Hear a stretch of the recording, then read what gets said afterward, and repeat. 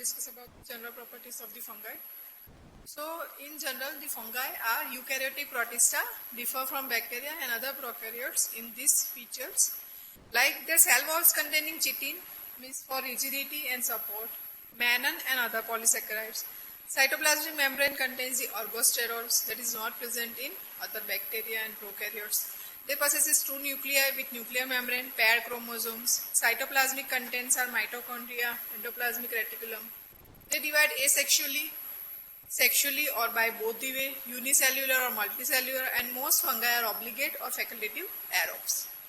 So these are the characteristics that separate them from other prokaryotes.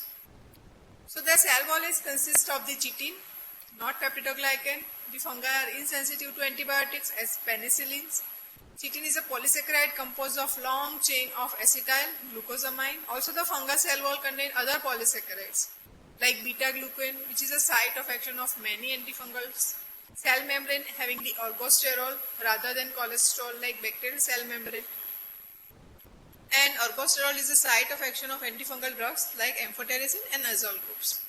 So chitin and ergosterol are important constituents of the cell wall and cell membrane.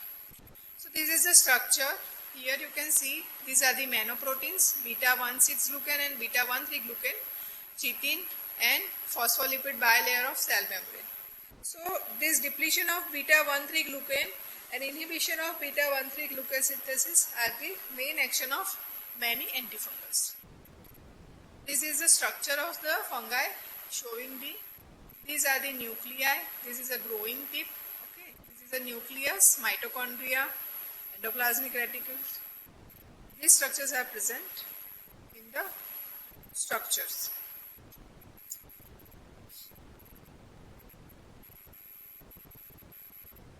So the fungi are a diverse group of heterotrophs. Many are ecologically important saprophytes, means they consume dead or decaying materials, and others are parasites, means they are dependent on the host for the nutrients.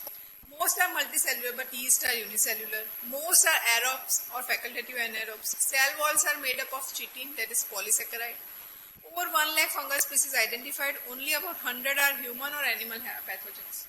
So most human fungal infections are nosocomial or occur in an immunocompromised individual, that means they are the opportunistic fungal infection. So in addition to those species which are generally recognized as a pathogenic to man, it is formally established that under unusual circumstances of abnormal susceptibility of a patient, traumatic implantation of the fungus, other fungus are capable of causing lesions. Those are caused as a opportunistic fungi. So these are the predisposing factors that leads to the opportunistic fungal infection.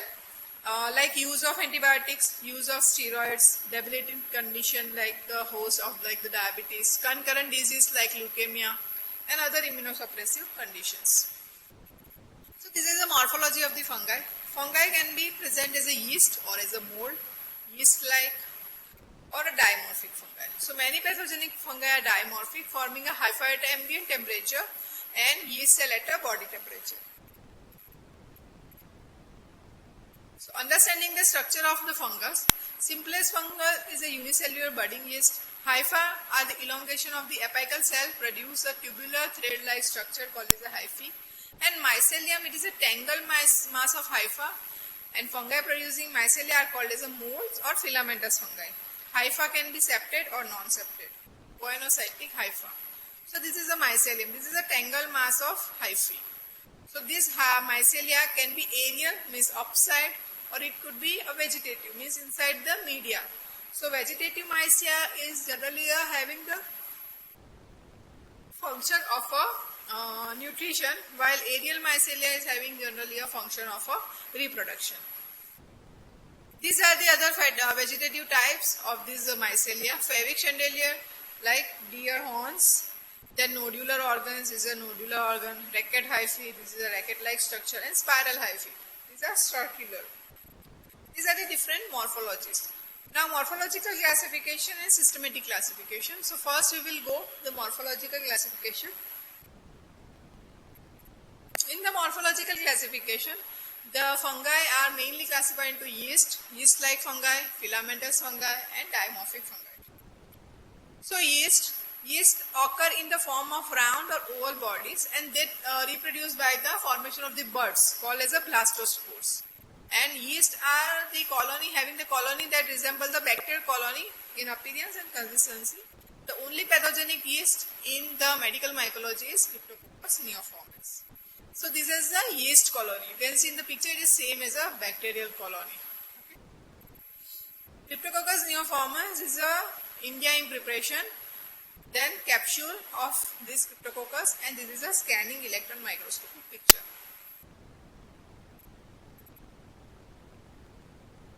Second category includes the yeast-like. These are fungi which occur in the form of budding yeast-like cells as a chains of elongated unbranched filamentous cells which present the appearance of broad septate hyphae. These hyphae intervene to form a pseudomycelium, and the yeast-like fungi are grouped together called as a candida. So these are the colonies of the candida, Candida albicans. These are the yeast cells and the pseudohyphae.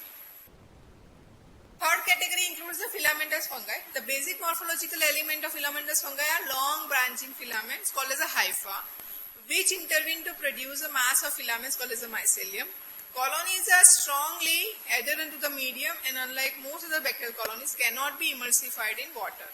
The surface of this colony may be velvety, powdery or cotton. So this is the mycelia. Now the mycelia can be septate or aseptate. In the first picture you can see these are the septate mycelia. Here you cannot see any septa intervening. These septa are absent, that is called as a non-septate hyphae. These are the colony morphology of this filamentous hyphae, filamentous fungus. So these are cottony, this is a velvety, okay, this is woolly.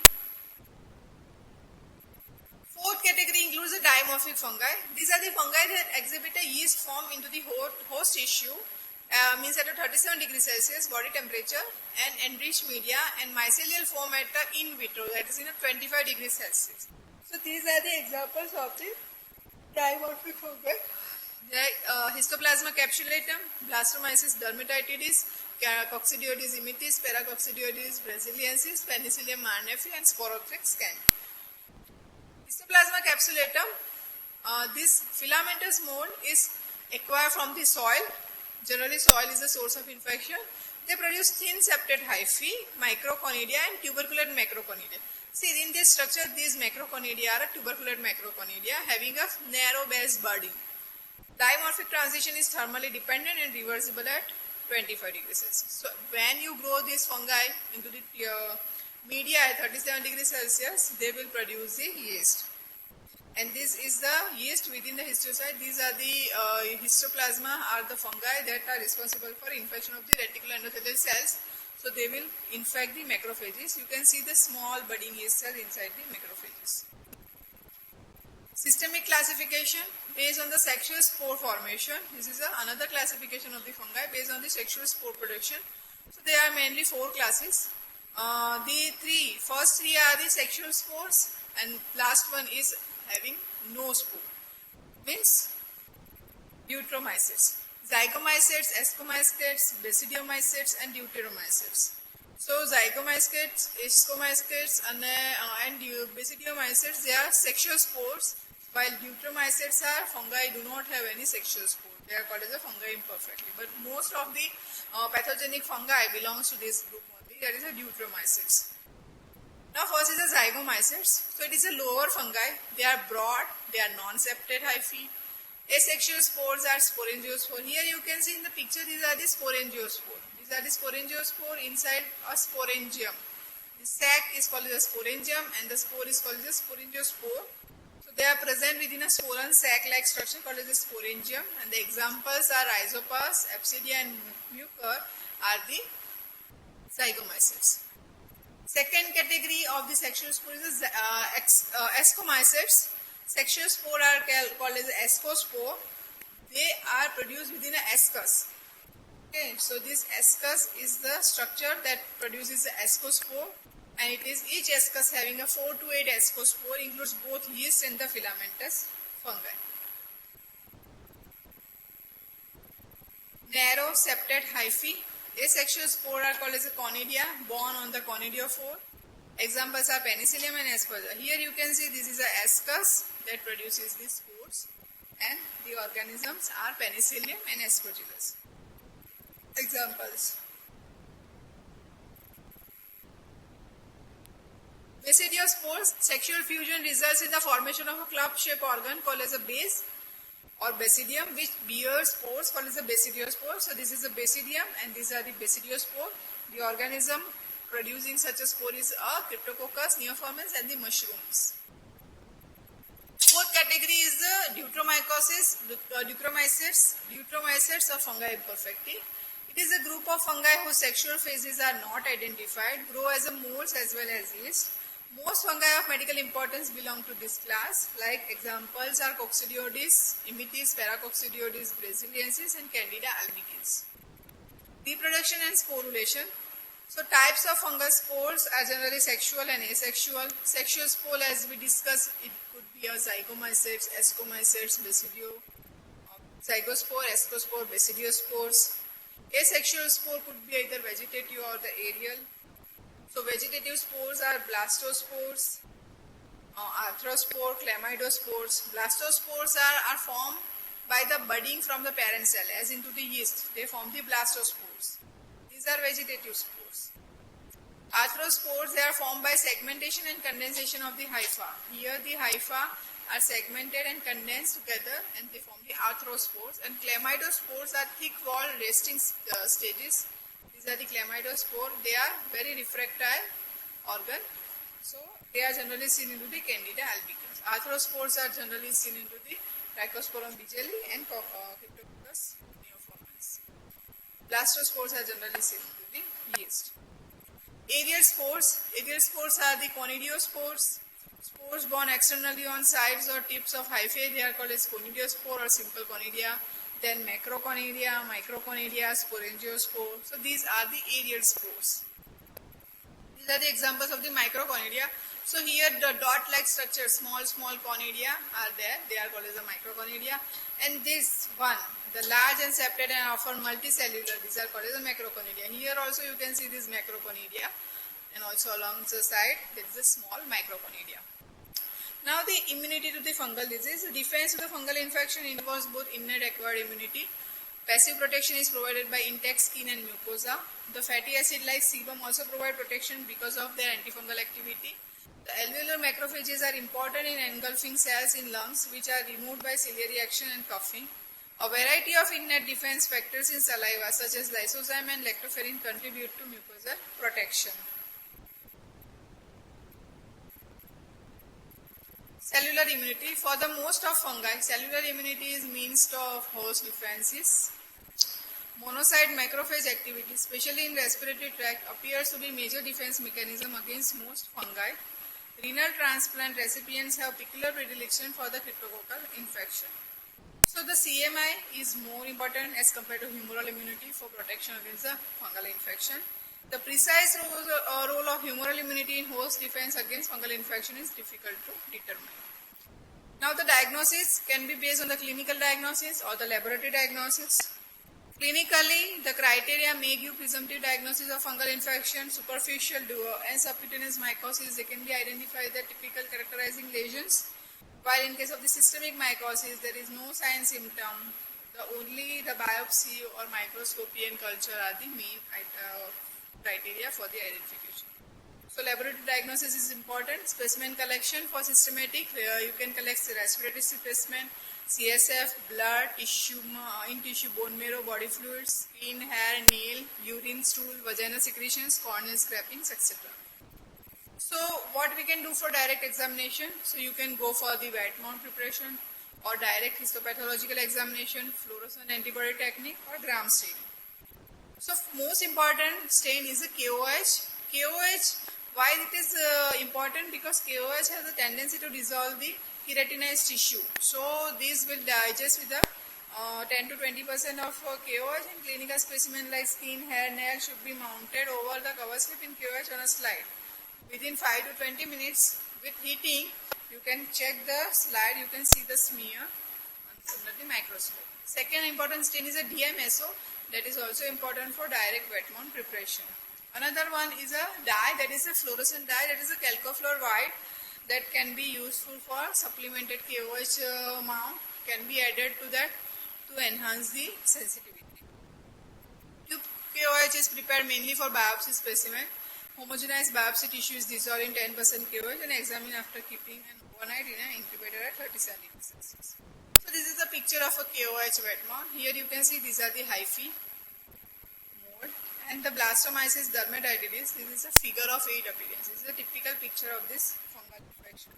This is a blastomyces dermatitis. KOH mount shows this is an ectothrix. This is a hair and hair has been infected. These are the small spores can be seen over the hair follicle. And this is a ectothrix. And this is endothrix is the inside, the microscopic picture of inside of the hair, showing the fungal hyphae. Other methods are India ink preparation, nitrogen preparation for a capsulated fungus like Cryptococcus. Histopathological examination of the biopsy specimen. For that you can go for the staining. The stains used are either HNE stain, PAS stain or Gomoris methanamine silver stain. So these are the important stains for the diagnosis of the fungal spores, fungal structures. So endospores and spora. Here you can see in this picture, this is a Rhinosporidium siberi showing the endospore with a sporangia. This is a Cryptococcus neoformans capsulated yeast cell inside the CSF.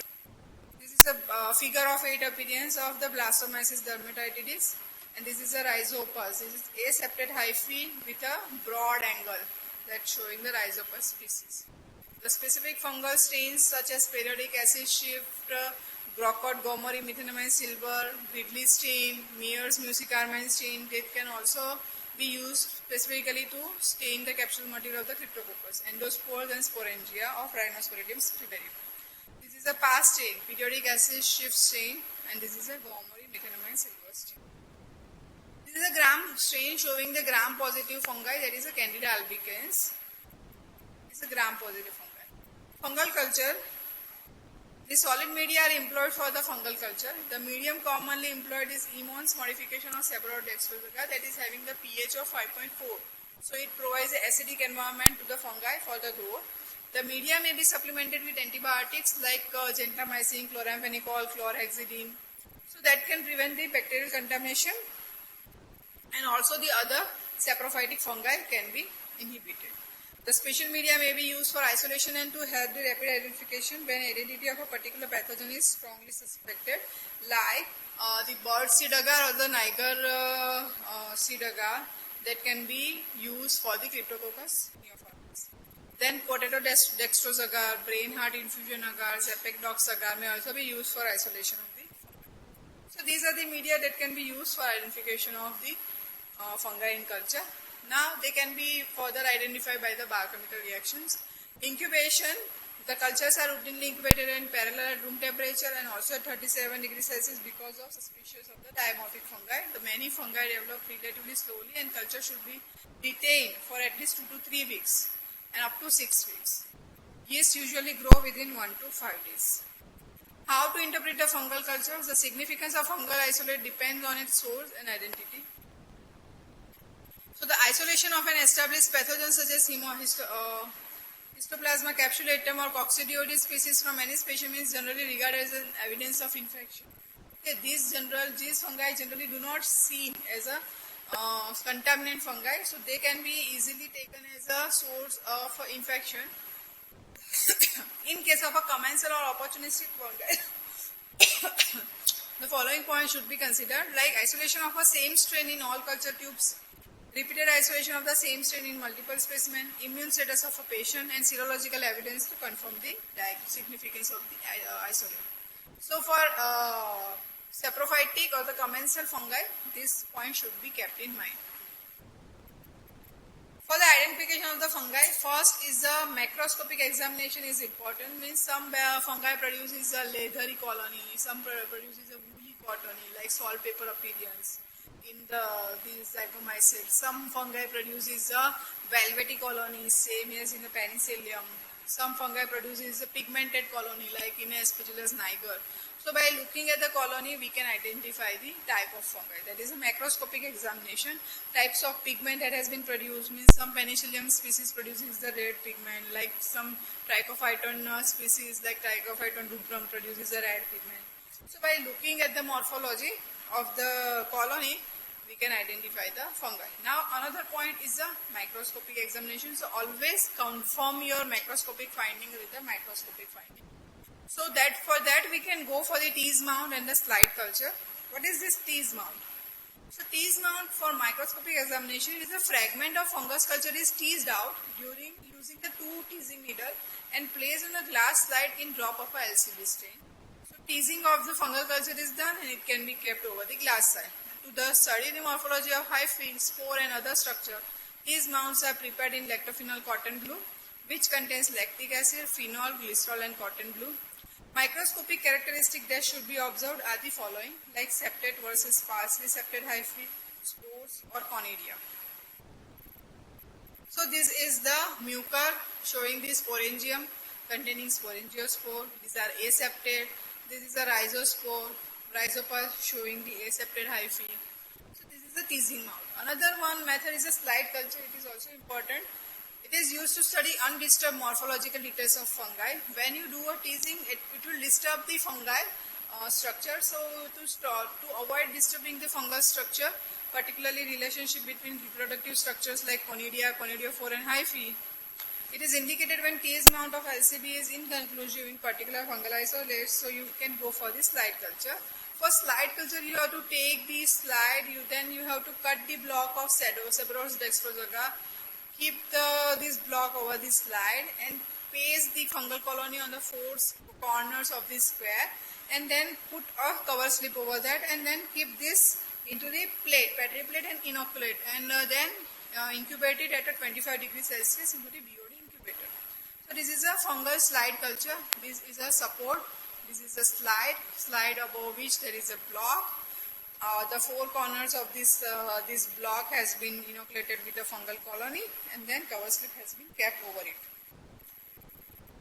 And add a liter sterile distilled water on the filter paper to avoid drying of the agar. So when growth appears, please drop of LCB on a slide and covers from the block. So this is a slide culture method. Another one is a cellophane tape preparation. It is very useful and most convenient time providing.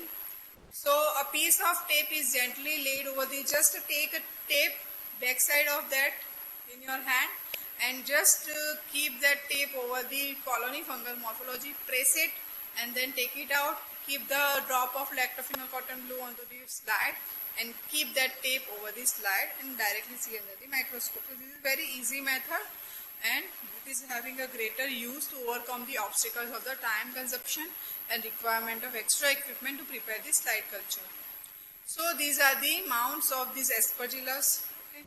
This is a Penicillium having the brush-like colony. Miscellaneous tests for the identification are the hair perforation test, UDS test, hymen requirement. Hair perforation test is the certain these dermatophytes like Taenia, Trichophyton, Mentacrophyte. They have a tendency to of wedge type of perforation of the hair. So when the colony has been incubated with the hair into the normal saline for 1 to 2 weeks, the hair will be perforated.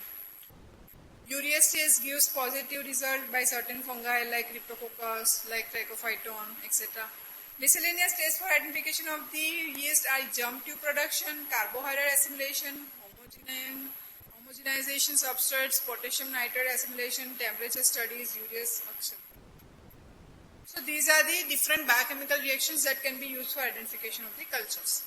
Now serological tests like immunodiffusion, countercolor immunoelectrophoresis, whole cell agglutination, complement fixation, ELISA. So various antigen antibody reactions are available that can be used for identification of these fungi antibodies. For detection of the antigens, the most useful is the latex particle agglutination in the Cryptococcus neoformans that gives evidence of the positive infection. Sometimes the sensitivity is not as that of the negative strain, that is India in preparation. So you can miss the diagnosis. So latex particle agglutination is a good add-on test for diagnosis of cryptococcal meningitis. Another studies are the molecular studies, DNA probes, the fungi who are not cultivable, difficult to culture. Based on the clinical finding, you can go for the PCR and DNA probes. So in general, the mycosis is an infection caused by fungus that is known as a mycosis, also called as a mycosis. The classification is based on the type of disease it produces. It can be, there are multiple classifications that we have seen.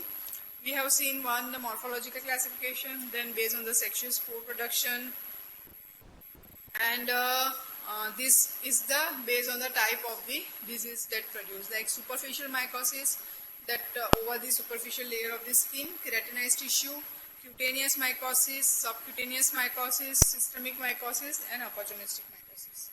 Okay. So this completes the general properties of the fungi.